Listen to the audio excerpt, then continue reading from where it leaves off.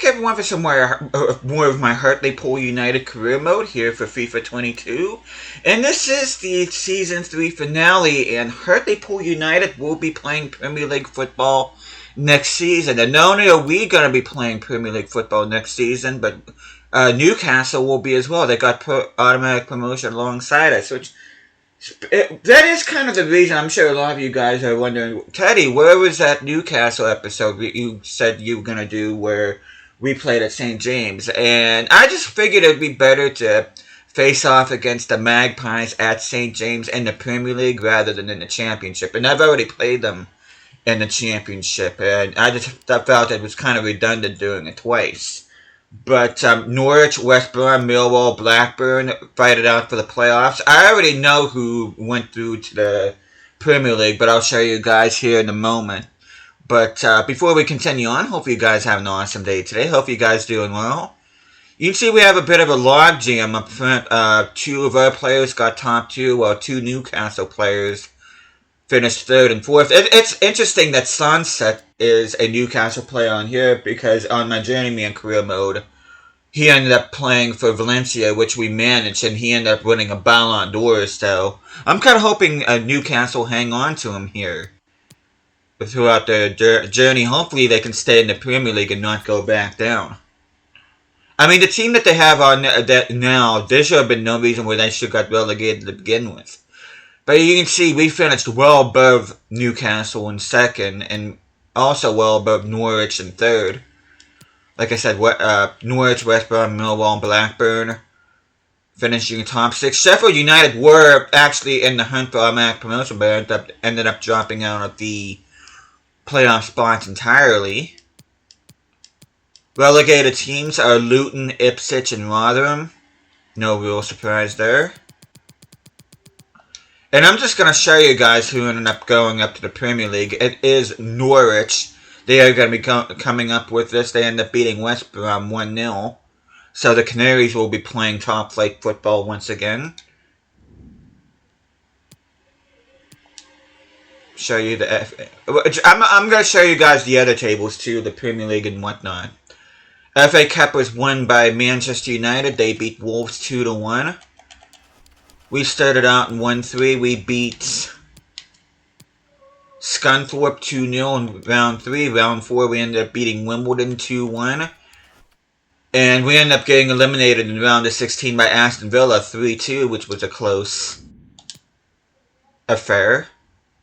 Carabao Cup, I'm sure you guys watched an earlier episode. We absolutely smashed Manchester City.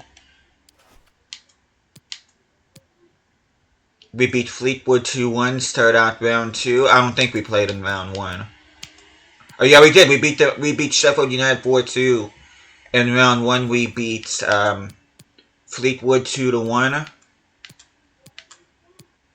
Beat Norwich 4-1 in round 3.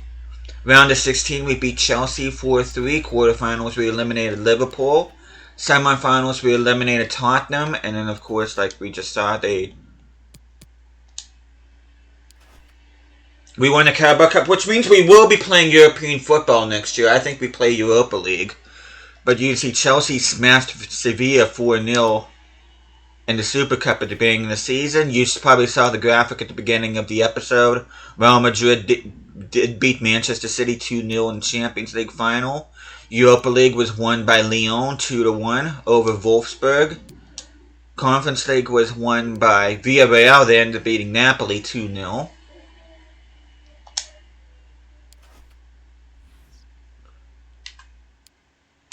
Before we look at top scorers, I do want to go ahead and look at other leagues. I do want to see how the rest of England is doing. Okay, Premier League, let's see. Manchester City, no surprise, they end up winning the title. Liverpool finishing second. Spurs and Chelsea will be playing Champions League football. Arsenal finishing fifth. Leicester, Leeds are still in the Premier League.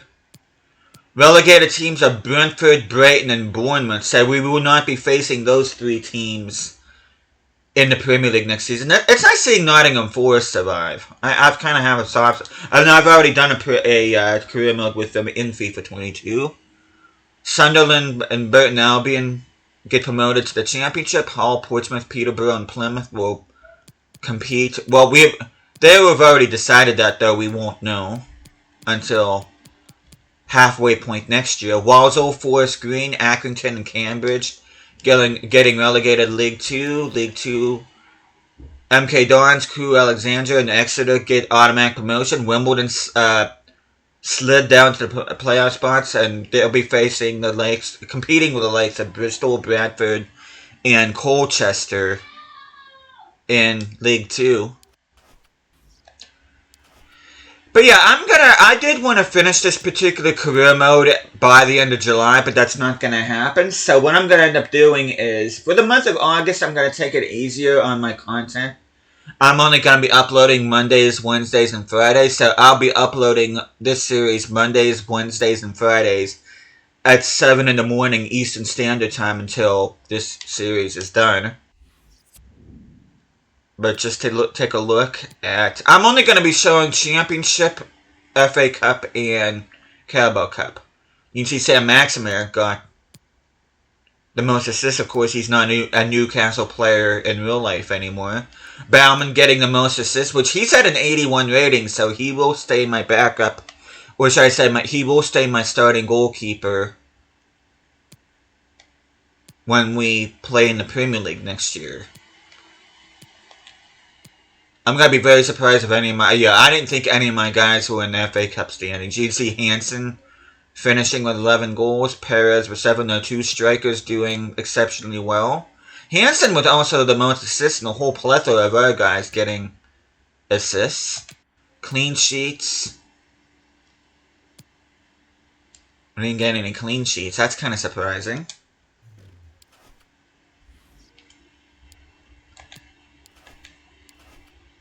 But take a look at the board objectives, which you can see we're in the gray, and the reason why is because we didn't reach our financial one, which was high priority, so that's why our popularity took a hit. But we did get everything else. We signed 3 players younger than 20 years old, potential graded average overrating players currently in the position. We got 5 clean sheets in away matches. We ended up getting 11, which is awesome. And we ended up getting both automatic promotion, and we did reach the round of 16 in the FA Cup.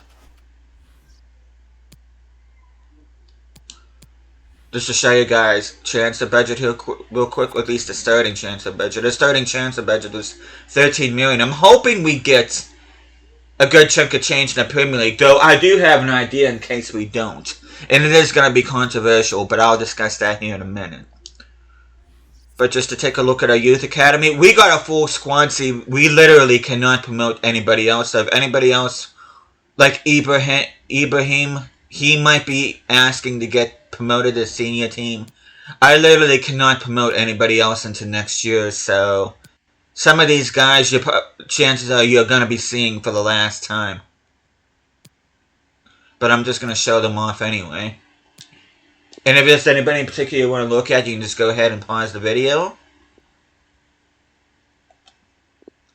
But yeah, hopefully I'll be getting a bunch of guys coming back on loan next season, because I got a clean house as far as squad depth, because my squad is way too big.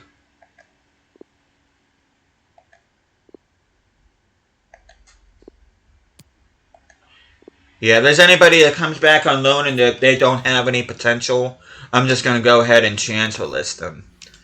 Speaking of transfers, I am going to go ahead and give you guys a recap of exactly what happened throughout the season.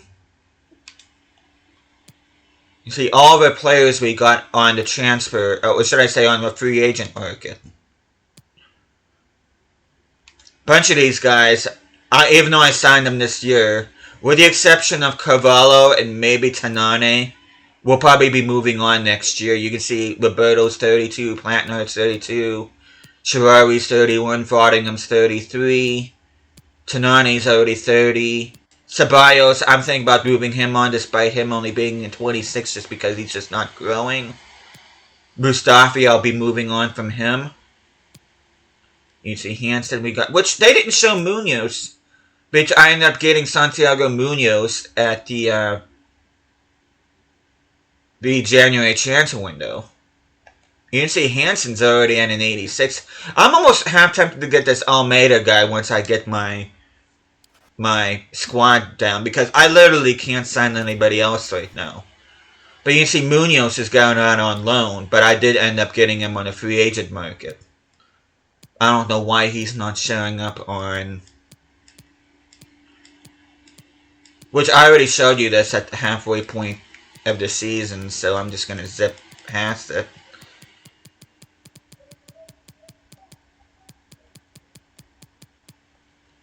Yeah, these are pretty much the only 3 deals besides the Munoz signing that we've done, so...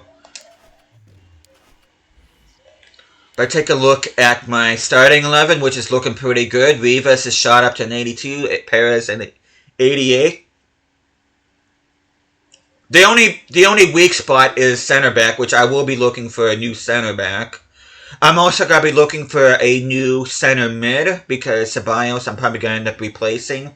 And El Shaarawy, I adore the guy. He's not put a foot wrong, but I'm going to be moving on from him too, because he is in his 30s now. And the same with Roberto, even though he's in an 82. You can see our backup team. Astrom, I like him, but I'm probably going to send him out on loan. Hopefully he'll grow. Same with Bertos, I'm going to be loan listing him. Peters and Adesina will probably most likely be my new backup center backs, because I am going to be getting a new center back. I'll also be getting a new backup left back. Villa is growing like a weed. I've been happy with his growth. Wouters and De Wolf, I'm going to decide which one I want to have as my starting right winger, and I'm leaning towards Wouters because he started off at 71 or 72, and he's already at 78, whereas De Wolf, he's only grown by 2.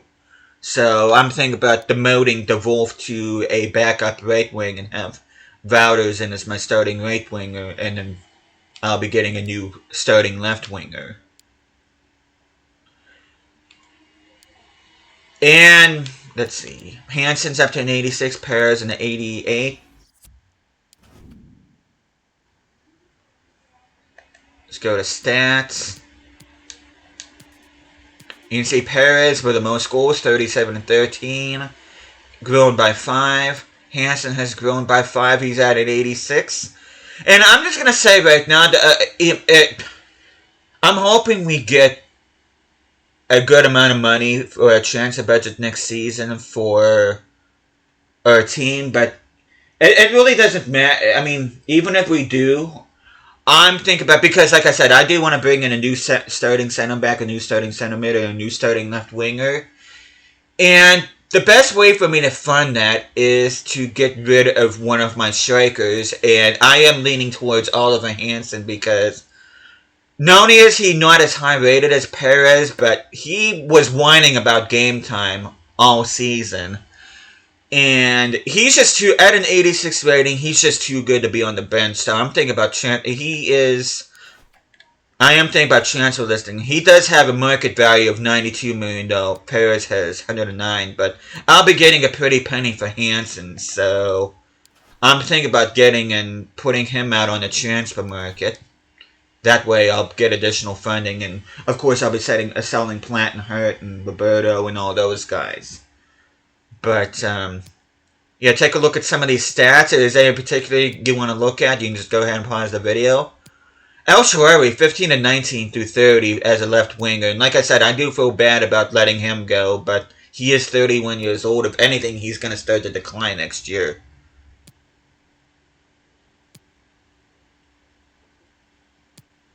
Bartos grew by 3. I mean, Wouters has grown by 8. That's absolutely amazing.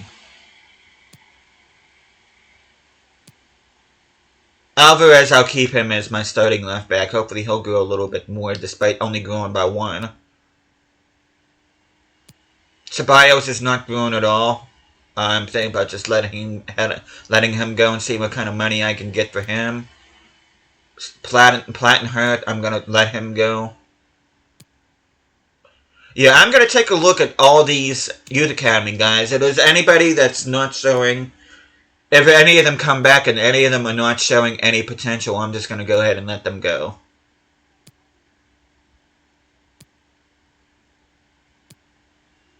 Probably gotta let Herrera go. Maybe Gray. Because none of them are growing. None of these guys are growing.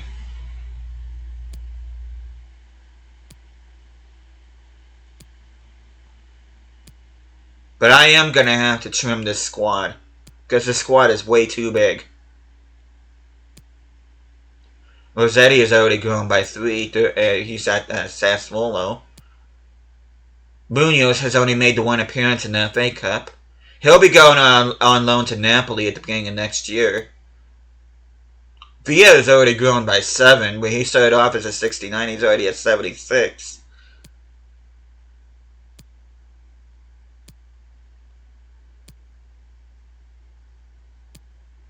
No, these guys, well, not these guys. Akeke and Akarele.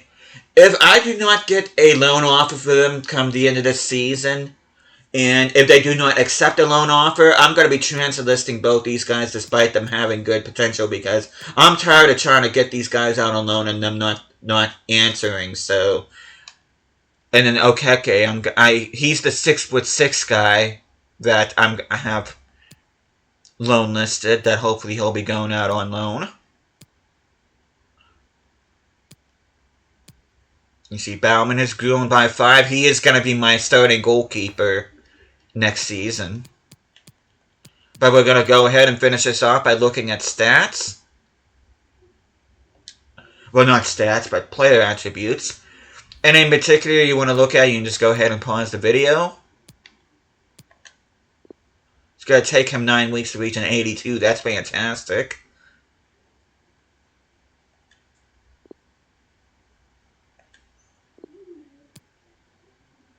Cavallo, 3 weeks on okay to get an 87.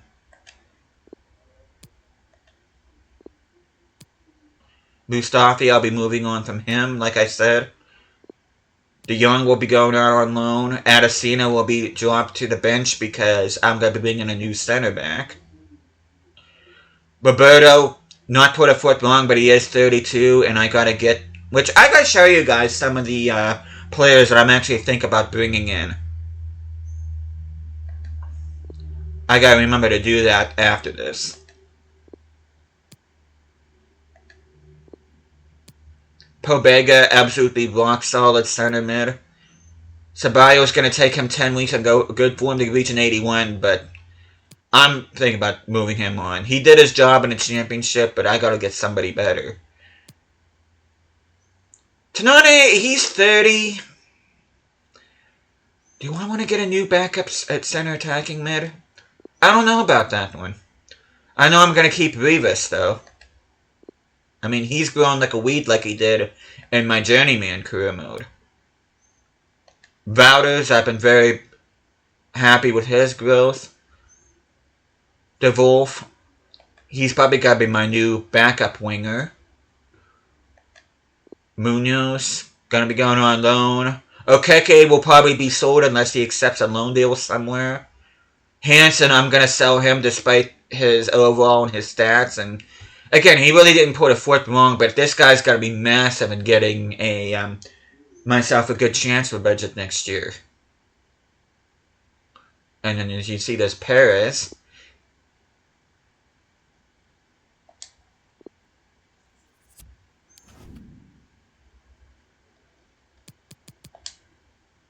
But yeah, I'm gonna show you guys my short list here real quick before I end the video. I want to show you guys. I'm sure you guys already got a glimpse of this earlier.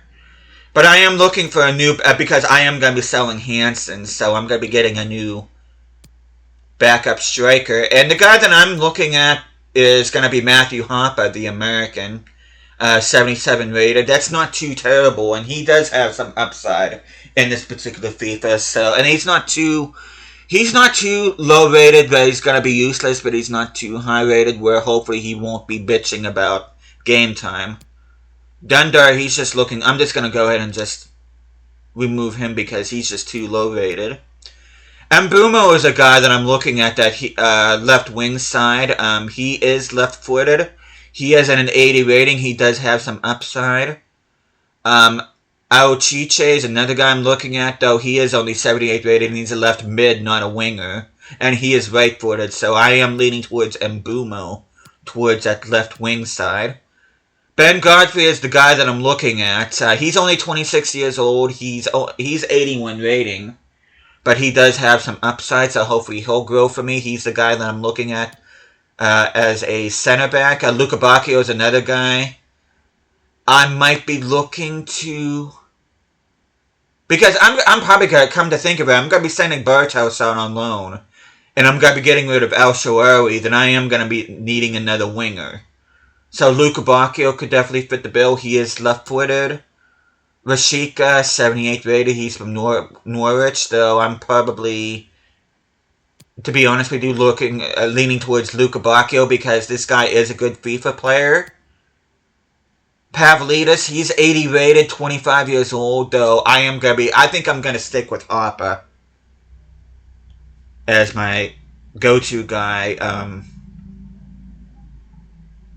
as my backup.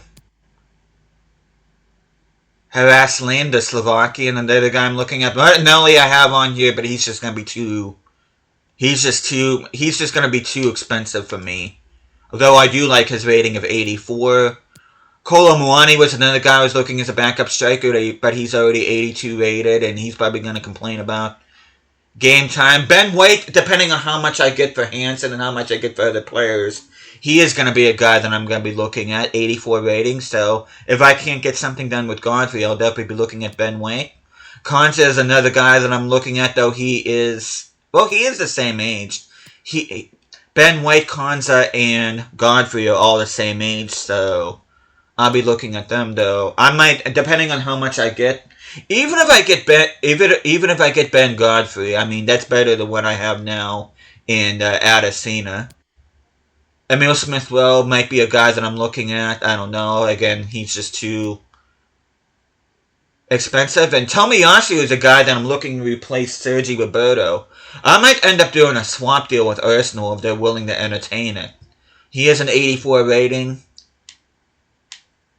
Got good stats about him, well-rounded player, the Japanese international. But yeah, this is all going to depend on A, how much I'm going to get in the chance of budget, and B, whether or not... I can't see how any club would not want a striker like Hansen, especially a big club. So I'm looking to getting a bunch of money in for this team, and hopefully we'll build a squad that's going to be ready for the Premier League next season. And hopefully you guys will be along the journey for that. And I know I'm excited to see how this team performs in the Premier League. So it's going to be interesting to see what happens. And I'm probably going to have that as my thumbnail because I am going to have some decisions to make between this episode and the next episode. Which the next episode will be the very first Premier League game, whether it's at home or on the road. But if it's at home, then I'll be, of course... No matter what, I'm going to be playing the Premier League opener. But if the Premier League opener is on the road, then the following episode will be my very first home match.